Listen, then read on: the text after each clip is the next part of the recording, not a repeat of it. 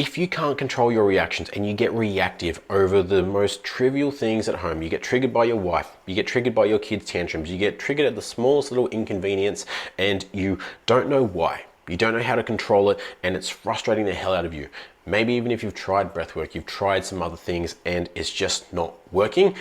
I'm going to run you through, first of all, why that's happening and then what you actually need to do about it if you want to address this in the long term. My name is Harrison Orr. I'm the founder of the Grounded Man Method, and I've coached hundreds of men that are competent and grounded in most areas of life, except where it matters. And this is about grounded masculine presence and leadership. And so what we need to understand in these times of reactivity, most people will think the trigger is the problem. If my wife didn't nag, if my kids just listened, if things were put away, if this external thing that I can't control just made my life easier, then I wouldn't get triggered. I'm going to be blunt, that's victim mindset. That's not serving you, expecting everybody else to control their self so you don't react, so that you don't have to control your emotions, right? Not a very powerful play. So we want to take that back. The problem is not the trigger.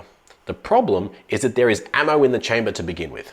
If there's no ammo, doesn't matter how many times the trigger gets pulled, nothing comes out. So we want to address the ammo, not the trigger. Most people, when you've looked into being, I'm so reactive, okay, I'm stressed, this has happened.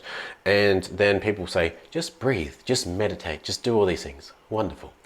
Sure, meditation, breath work, things like that will help to calm you in the moment. And I'm a big fan of breath work. I'm a big fan of using that as a tool for so many different things, but most of the time, a state change is not what's required here. Because I've worked with plenty of guys that have regulated their nervous system. They've done the breath work, they've done the ice baths, they've fixed their sleep, and they are still reactive. And I'll tell you why. But if you haven't got to that point, the first point is definitely regulate your nervous system. Easiest way to do that is remove all the things that are overstimulating you. So excessive screen time, excessive social media, excessive caffeine or stimulants, excessive or any alcohol or drugs, things that give you a sharp spike in your dopamine and in your mood, your energy, and then give you a sharp crash.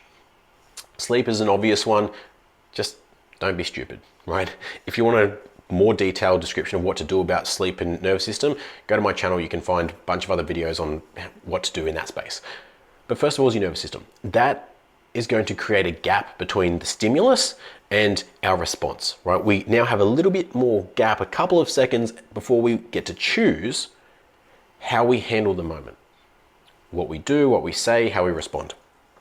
But there's another layer to this, because so many men will do this and they still feel this need to defend themselves, to bite back, to get frustrated. They still feel the anger coming up inside them. Interesting point about anger. Note that anger, majority of the time for men, especially when you get triggered in moments like this, is because of a lack of control. And in an attempt to gain that control, they get angry. Because if they get angry, if they raise their voice, if they become physically intimidating, which anger and that energy definitely do to a child and a woman, they will then get their way. Everyone will be quiet and do what they're told and everyone will leave me alone. That's a very short-term tactic. When we recognize that it's coming from a lack of control, first of all, that probably hurts your ego a little bit because it's like, oh, I'm not as strong as I thought I was in that moment. We can do something about that. And the reason that we are still getting triggered, that anger is coming up, is because there is a part of you that has learned that behavior in order to stay safe, in order to regain control, in order to get the desired outcome, which is to keep you safe. Think of these parts as an extension of your nervous system, right? Your nervous system's role while we go into fight, flight, or freeze mode is because at some point in life, there was a stimulus. Your nervous system did fight, flight, or freeze mode, right? Went into its reactive mode, and then you did the thing. You survived because you're still here. So it got a big fat green tick saying, awesome, well done team. Do that again next time because we survived. That's its job. Now, these protectors are more on an identity level. They're a bit more strategic, but they will do the same thing.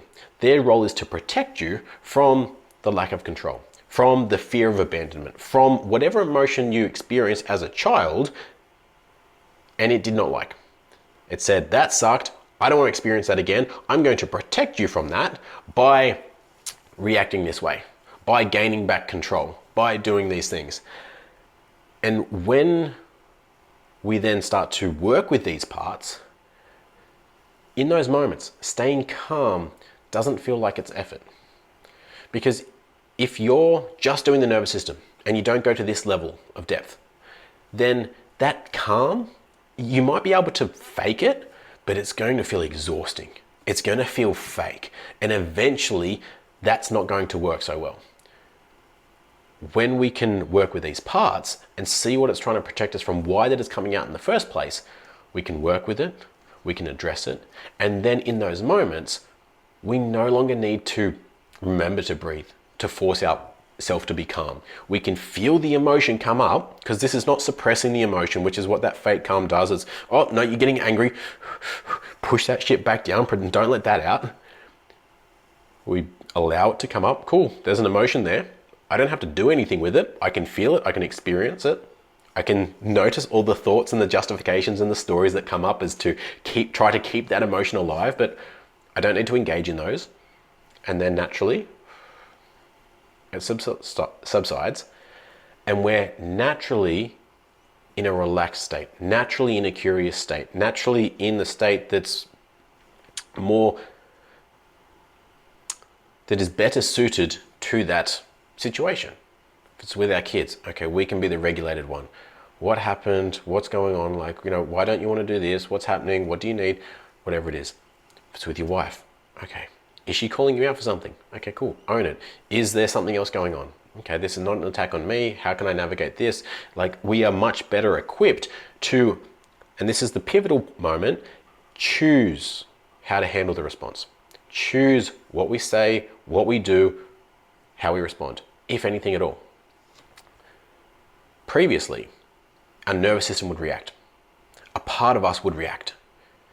Now, by regulating our nervous system, creating a separation between the part of us and our self, our adult self, then allows the adult self to choose, with all of its wisdom, all of its experience, all of its recognition of this is the desired outcome I want, what's the best way to get there? By staying calm, by seeking to understand, by using all the tips, tools, and like brain power that you have in that moment. Not reacting from a scared, protective place like the current system. And so that's how you handle these triggers, how you handle that reactivity for a long-term change, and so that it actually feels embodied. It actually feels natural. And it's not about not experiencing an emotion. We're not suppressing emotion so that you are calm no matter what. It's experiencing it, allowing it to come up and subside, and deciding if you want to do anything with it. Do I need to act on that? Probably not. Let it go. And then you can choose how you want to handle that emotion through those layers. And then the repetitiveness of that process allows you to make better choices, even in the heat of the moment, regardless of the emotions present, regardless of the chaos or the tantrum or the whatever your wife or your kids or your clients or whatever anyone brings to you. You stay grounded and in control of your state, and then lead the situation from that energy. That's what builds a grounded leader. That's what makes people trust you. If that was helpful, if that's the kind of man that, like the stuff that you're working on, you've done well in business, you're steady in life, you're now working on yourself, on your growth, on how you show up as a man and in your marriage, then follow this channel, reach out on Instagram, because you're in the right place.